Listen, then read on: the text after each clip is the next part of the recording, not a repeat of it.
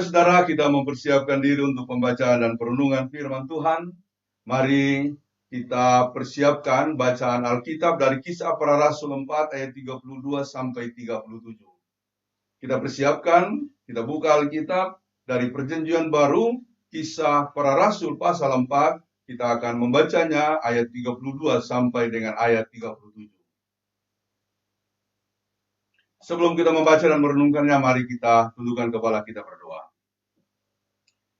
Ya Tuhan, diamkanlah semua suara dalam hati kami, kecuali suara Tuhan, dan pusatkanlah perhatian kami terhadap suara Tuhan di dalam firman yang hendak kami baca.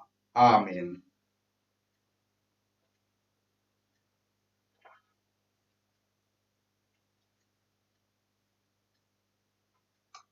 Pembacaan firman Tuhan pada hari ini terdapat di dalam Kisah Para Rasul 4 ayat 32 hingga ayatnya yang ke-37 dengan judul Cara Hidup Jemaat. Adapun kumpulan orang yang telah percaya itu, mereka sehati dan sejiwa, dan tidak seorang pun yang berkata bahwa sesuatu dari kepunyaannya adalah miliknya sendiri, tetapi segala sesuatu adalah kepunyaan mereka bersama. Dan segala kuasa yang besar, rasul-rasul memberi kesaksian tentang kebangkitan Tuhan Yesus, dan mereka semua hidup dalam kasih karunia yang melimpah-limpah.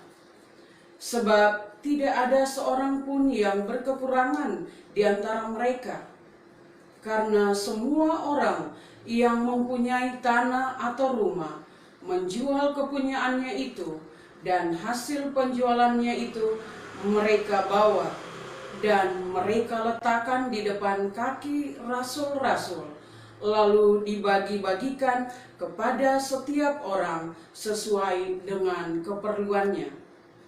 Demikian pula dengan Yusuf, yang oleh rasul-rasul disebut Barnabas, artinya anak penghiburan, seorang Lewi dari Siprus. Ia menjual ladang miliknya, lalu membawa uangnya itu dan meletakkannya di depan kaki rasul-rasul. Demikian pembacaan firman Tuhan pada hari ini.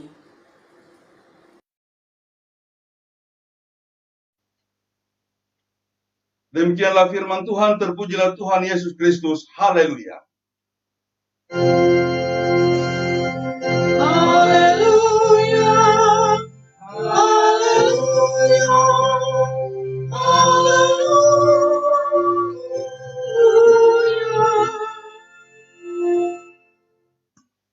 Saudara-saudara yang dikasihi oleh Tuhan Yesus Kristus, beberapa tahun yang lalu kami pernah mengunjungi suatu jemaat, melakukan visitasi kepada jemaat yang mengalami masalah.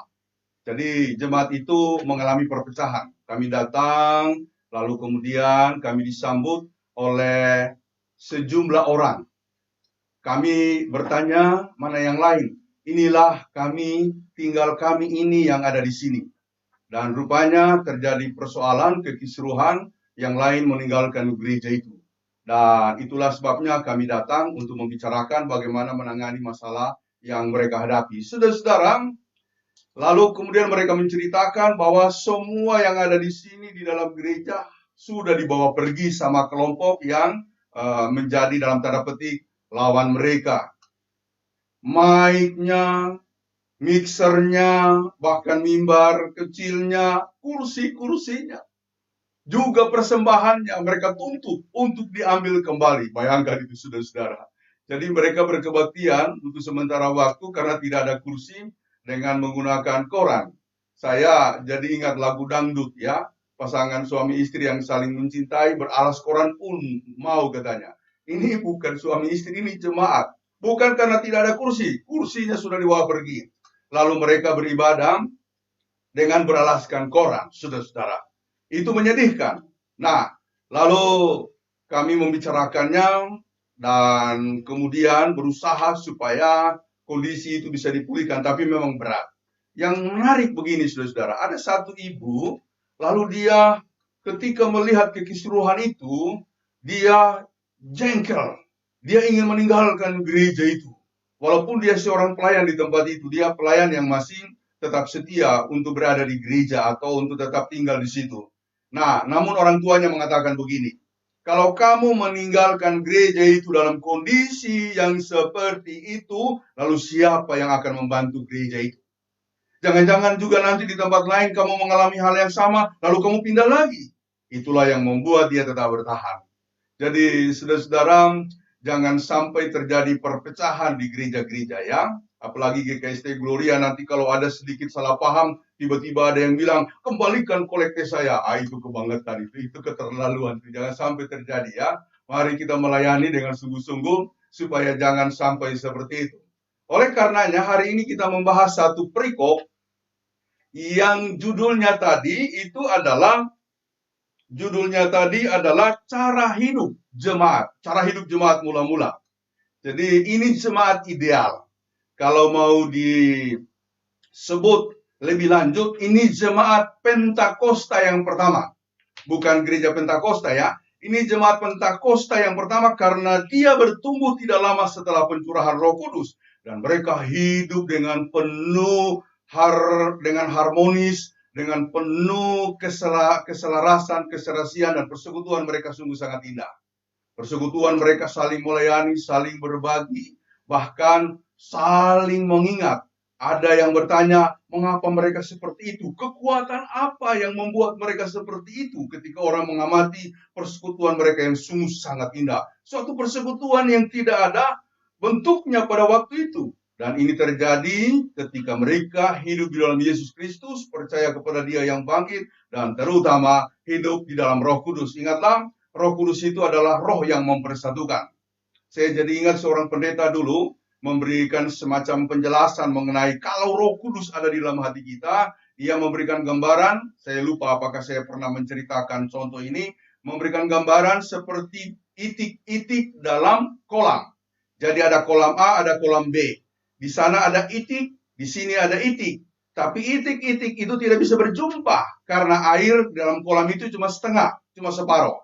Lalu kemudian diisilah air sedikit demi sedikit sehingga air di dalam masing-masing kolam itu naik bahkan meluap sehingga itik-itik yang tadi terhalang oleh tembok kolam bisa berjumpa satu dengan yang lain. Dan itulah penggambarannya mengenai Roh Kudus. Kalau Roh Kudus penuh di hati kita, Dia akan membuat hati kita meluap. Lalu kita akan berjumpa dengan orang lain tanpa ada perasaan sekat. Tidak ada lagi yang berkata kalau orang sungguh-sungguh dipenuhi oleh Roh Kudus, saya orang Pentakosta, saya orang Pantekosta, saya orang Katolik, saya orang Protestan, saya orang Tibai, saya orang Betel, saya dari mana-mana, tidak ada lagi.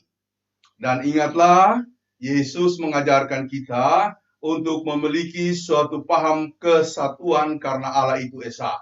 Dia menyatukan kita luar biasa kokoh dan kuatnya. Bukan cuma secara pengajaran doktrinal, tapi juga secara praktis. Prinsip tauhid itu mengenai Allah yang Esa ya. Tauhid itu dijabarkan oleh Yesus dengan sangat mendasar. Dia mengatakan tidak ada lagi orang Yahudi, tidak ada lagi orang Yunani. Kita sama di hadapan Tuhan. Tidak ada laki-laki, tidak ada perempuan. Siapa yang melakukan firman Tuhan, itulah saudaraku laki-laki, itulah saudaraku perempuan, itulah ibuku. Jadi bagi dia tidak ada lagi sekat-sekat karena suku, karena bangsa, karena jenis kelamin. Malah dia mengatakan tidak ada lagi majikan, tidak ada lagi hamba, karena kita semua dalam satu kesatuan. Bahkan secara ekstrim, Yesus mengajarkan kita di dalam doa syafaatnya kepada Allah Bapa di sorga, supaya mereka, maksudnya murid-murid dan umat Tuhan, ut omnes unum sin, menjadi satu di dalam Tuhan. Lebih jauh lagi, Yesus menandaskan kesatuan kita itu sampai ke tempat tidur. Suami istri dikatakan begini dalam pengajaran Yesus, apa yang telah dipersatukan oleh Allah tidak boleh diceraikan oleh manusia. Jadi saya lalu kemudian merenungkan begini, memang Yesus itu penjaga tauhid yang sejati. Ya, penjaga keesaan Allah. Karena dia bukan cuma mengajarkan, mempraktekkannya, bahkan juga menandaskan dalam kehidupan yang sangat praktis di kehidupan kita sehari-hari. Jadi, itulah gereja yang hidup dalam Roh Kudus. Jadi kalau kita mau mulai terpecah-pecah, maka bertanyalah. Jangan-jangan kita tidak hidup lagi dari roh Kudus. Mungkin kita sudah dipengaruhi oleh roh-roh kita. Roh egoisme, roh kepentingan kelompok, roh suku. Bisa juga roh suku masuk di dalam gereja, saudara-saudara. Bisa juga roh marga, roh klan, dan lain-lain sebagainya. Itu harus kita selesaikan. Oleh karenanya kita belajar mengenai sebuah jemaat ideal, yaitu jemaat mula-mula. Mereka bersekutu, mereka hidup bersama-sama, saling berbagi, dan dikatakan tadi pada bagian awal, mereka hidup sehati sejiwa. Hidup sehati sejiwa karena Roh Kudus ada di dalam kehidupan mereka. Nah, saudara-saudara, kalau kita tidak hidup sehati dan sejiwa, ini berat. Di dalam gereja memang ada perbedaan. Tidak mungkin kita akan mengatakan bahwa di gereja tidak ada perbedaan. Perbedaan pendapat itu biasa. Ya, kadang-kadang ada yang punya pikiran seperti A, ada yang punya pikiran seperti B, tidak mengapa. Tapi kan ada ruang untuk kita mengkonsolidasikan perbedaan-perbedaan itu melalui rapat. Di gereja inilah keuntungan kita sebagai gereja-gereja yang berlatar belakang protestantisme. Kita ada ruang yang disebut ruang rapat. Rapat jemaat warga sidi, rapat majelis, rapat komisi, semua dirapatkan. Jadi tidak ada penguasa tunggal di situ. Karena apapun yang dipikirkan oleh seseorang, dia harus komunikasikan lewat rapat. Kalau disetujui, laksanakan. Kalau tidak, jangan marah. Jangan kecewa. Kan kadang-kadang itu yang terjadi, saudara-saudara. Hanya karena pendapat kita tidak diikuti oleh orang lain, kita marah. Jadi perbedaan pendapat itu ada, tapi bukan berarti kita tidak boleh sehati sepikir atau sehati sejiwa. Ada yang jalannya lebih cepat begini ya, ada yang pelan-pelan, karena jemaat itu kan variatif. Ada yang pikirannya sudah jauh ke depan beberapa langkah, ada yang masih di sini atau mungkin barangkali belum memahami. Nah, tidak apa-apa, yang jalannya cepat-cepat, agak pelan-pelan supaya yang pelan ini bisa ngikutin atau kita dorong cepat dikit ya. Jadi begitulah situasinya. Jadi sehati, sejiwa, mau menjadi ikatan kita bersama untuk kebersamaan kita. Nah, yang paling utama begini saudara-saudara. Sehati sejiwanya orang Kristen, terutama gereja, harus kemudian dimahkotai apa yang disebut pelayanan. Ini saya pikir harus kita pahami bersama. Di atas semua kehidupan bergereja kita, yang utama itu pelayanan. Ya, baru di bawah pelayanan itu organisasi aturan. Di bawahnya itu adalah manusia. Jadi individu orang-orang ini bukan yang teratas. Kalau yang teratas nanti kita akan menjadi seperti organisasi yang dikuasai oleh pribadi. Dari dulu sampai sekarang dia yang menguasai karena dia pikir dia yang membangun gereja itu. Nggak boleh diganti-ganti sampai tua, bahkan sampai mati.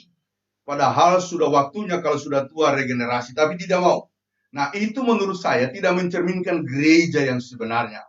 Gereja itu memberi kesempatan kepada setiap orang. Nah, jadi mahkota pelayanan kita, mahkota gereja kita adalah pelayanan. Itu semua, ya. Apa yang kita pikirkan atau apa yang mau kita lakukan, maka ini standarnya. Pelayanan di dalam kasih Kristus. Jadi sejiwa, sehati, sejiwa adalah karena Roh Kudus yang menggerakkan kita hidup di dalam kasih. Jadi ini ikatan yang pertama, saudara. Yang kedua, yang menarik dari pembacaan tadi dikatakan, tidak ada satupun mereka yang berkekurangan. Karena apa yang saya miliki menjadi milik bersama. Coba bayangkan ini. Ini kalau tidak sungguh-sungguh menghayati persekutuan di dalam Tuhan, tidak benar-benar merenungkannya berbasiskan kuasa Roh Kudus, kita akan menjadi orang yang pelit. Kita tidak akan mampu berbagi. Tapi kalau Roh Tuhan ada, tidak akan ada yang mengatakan, ya aku perlu evanjeli, mapari ke tubuhku. Tidak akan ada yang berkata begitu, saya cuma begini, aduh kasihan saya. Tidak. Maka di dalam Roh Kudus kita akan terus untuk berpikir bagaimana membuat orang lain maju. Saya akan membuka satu rahasia kehidupan. Saya dulu pernah mengutip perkataan seorang pendeta. Kayanya Anda, ya, bagaimana Anda disebut orang kaya, bukan dihitung dari berapa yang masuk atau yang Anda terima, melainkan dari berapa yang Anda bagikan, berapa yang Anda berikan. Sekali lagi, inilah prinsip kebahagiaan orang Kristen yang selalu saya kutip. Yang lebih berbahagia ialah mereka yang memberi daripada menerima. Jadi kekayaan kita nanti akan dihitung bukan dari apa yang kita terima, melainkan dari berapa banyak kita berbagi dengan orang-orang lain. Jadi, tekankan tadi di sini, sungguh hidup mereka sesuatu yang mempesonakan, menawan, karena disebutkan tidak ada yang berkekurangan, sebab setiap orang yang memiliki sesuatu itu lalu kemudian dipersembahkan menjadi milik bersama. Bukan berarti lalu dia menjual semuanya, bukan. Yang dimaksudkan di sini bagaimana dia ingin berperan, ingin terlibat. Ya, kalau dalam konteks sekarang ada semacam keinginan besar begitu ya. Kemarin saya ada bertemu dengan seorang seorang keluarga begitu ya, bahkan keluarga penatua ya, bukan dari gereja kita, tapi menjadi sahabat saya. Dia lalu berdiskusi, dia malah bilang begini, Pak Pin, saya rindu nanti kalau saya ada uang saya bantu GKST. Oh, saya bilang puji Tuhan, kok bukan bantu gereja? Saya bantu gereja saya juga, tapi saya punya keinginan. Saya ingin bantu gereja Pak Pin. Bayangkan saudara-saudara, orang lain saja begitu tinggi keinginannya untuk membantu kita. Apalagi kita. Nah, oleh karenanya, kita harus memiliki suatu kerinduan. Ingin memberikan apa yang terbaik dalam kehidupan kita. Tapi, kalau kita tidak diliputi oleh kasih Yesus, Roh Kudus itu akan sulit kita lakukan. Penjelasan lainnya adalah begini. Jangan sampai saudara-saudara, di jemaat kita ada yang terkapar, bahkan yang sakit, ataupun yang kemudian anaknya tidak bisa sekolah. Karena apa? Tidak ada uang, Pak. Kami tidak bisa ke rumah sakit. Menurut saya kalau ada jemaat yang mengeluhkan kondisinya seperti itu, padahal jemaatnya ada yang kaya, ada yang berkemampuan, tapi ini dibiarkan seperti itu. Saya berkali-kali mengatakan, jemaat seperti itu lebih baik berhenti jadi jemaat. Itu keterlaluan. Ya, dan itulah sebabnya kita mengambil prinsip, saudara-saudara, setiap bulan kita membantu keluarga-keluarga yang mengalami dampak. Ya, memang kita harus bantu, tidak bisa kita diam. Bagaimana caranya? Kita harus lakukan. Kalau perlu, selalu saya bilang sama majelis, dan majelis kita sepakat, habiskan uang persembahan. Yang penting bermanfaat untuk menolong mereka yang susah. Saya suka sekali itu. Ya, saya saudara-saudara, walaupun dibilang melayani susah, tapi kalau merenungkan hal seperti ini, saya gembira sekali. Saya senang sekali. Jadi jangan sampai ada yang berkekurangan ya, karena mereka tidak dipedulikan. Kita belajar dari jemaat ideal tadi. Suatu jemaat yang rindu untuk berbagi. Dan dikatakan di situ, dan ini harus menjadi ingatan kita bersama. Tidak ada di antara mereka yang berkekurangan. Ya, mudah-mudahan nanti jemaat GKST Gloria Jakarta bisa membentuk suatu badan untuk menggalang dana supaya kita bisa memberi beasiswa kepada orang-orang anak-anak yang berkemampuan untuk studi, ingin studi tapi mereka tidak mampu, kita harus bantu. Ya, tidak usah banyak-banyak, 10.000 setiap bulan itu sangat berarti. Nanti saya punya keinginan untuk menggalang itu, nanti kita lakukan. Yang berikut saudara-saudara, dikatakan ada sebuah sosok. Ini sosok menarik ya, sosok yang disebutkan di dalam pembacaan tadi, dikatakan di sana ada seorang yang bernama Yusuf. Demikian pula dengan Yusuf yang oleh rasul-rasul disebut Barnabas. Artinya anak penghiburan. Seorang Lewi dari Siprus. Ingat apa yang dia lakukan? Ia menjual ladang miliknya lalu membawa uangnya itu dan meletakkannya di depan kaki rasul-rasul. Ya, Yusuf yang disebut Barnabas. Dia seorang Lewi dari Siprus. Agak ganjal, ya, agak aneh begini, saudara-saudara. Kalau dalam tradisi Yahudi, suku Lewi itu atau orang-orang Lewi itu dikhususkan untuk melayani di Bait Allah. Di Bilangan dan Ulangan di sana diuraikan, mereka tidak boleh memiliki tanah.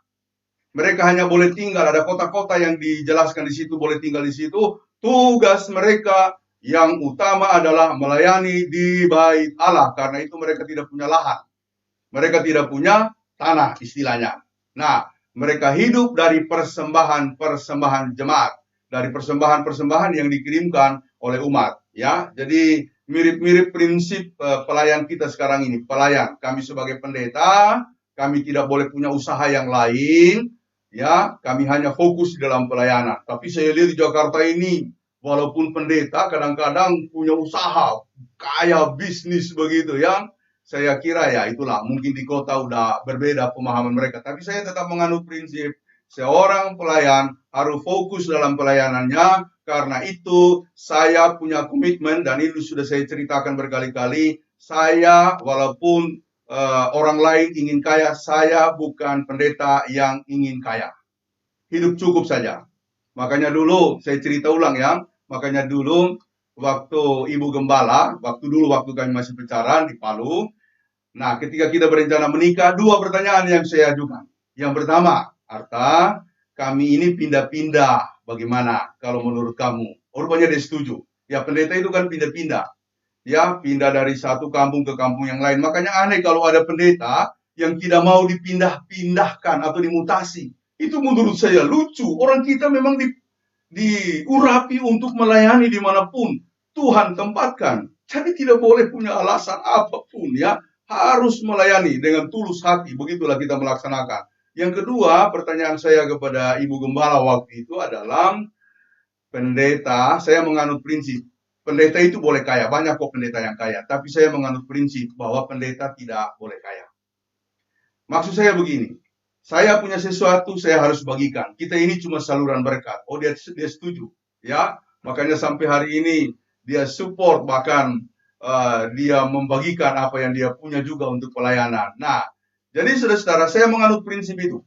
Pendeta tidak mungkin kaya karena kalau dia sungguh-sungguh menghayati. Tapi bukan berarti kita tidak boleh hidup cukup. Saya mengatakan tidak boleh kaya, tapi cukup. Tidak berkekurangan, saudara-saudara. Ya, bahkan semua studi saya mendapatkan berkat dari Tuhan yang luar biasa besarnya. Nah, maka itu tadi, seperti yang saya singgung pada bagian awal, kalau ingin menjadi besar di dalam kemurahan Tuhan, maka mulailah dengan prinsip ini. Berbagilah sebanyak-banyaknya untuk menyalurkan berkatmu. Karena pipa itu, kalau tidak menjadi saluran yang baik, misalnya pipa itu tersumbat, maka air di dalamnya akan busuk. Air di dalamnya akan busuk. Nah, kadang-kadang mungkin ini nalar saya ya. Jangan-jangan yang punya penyakit-penyakit itu jangan-jangan selama ini kurang menyalurkan berkat ya. Ini gula lah apa semua mungkin ya. Asam urat mungkin ya. Terlalu enak makan sendiri. Jarang ngajak-ngajak orang. Nah, kalau sudah mulai rasa-rasa begitu, sekarang mulai bilang bagi diri sendiri, ya sudah tidak boleh menikmati sendiri. Mungkin harus diajak Pak Pendeta Pinehas makan di rumah kita, atau kita traktir dia di mana begitu. Ini cuma nalar saya ya. Jangan disimpan di hati, Saudara-saudara, pada akhirnya saya ingin mengakhiri renungan ini dengan mengatakan, moto kita yang sudah sangat populer di kalangan kita adalah berbagi itu indah, atau indahnya berbagi.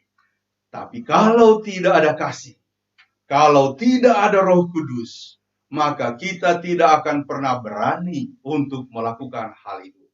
Hanya jika Roh Tuhan ada pada kita, Roh Kudus bekerja di hati kita, kasih-Nya meliputi kita, maka untuk berbagi itu bukan hal sulit. Bukan hal sulit. Karena apa? Karena ada dorongan yang besar, dorongan yang tinggi. Semoga Tuhan memberkati Bapak Ibu Saudara-saudara dimanapun berada. Tuhan memberkati.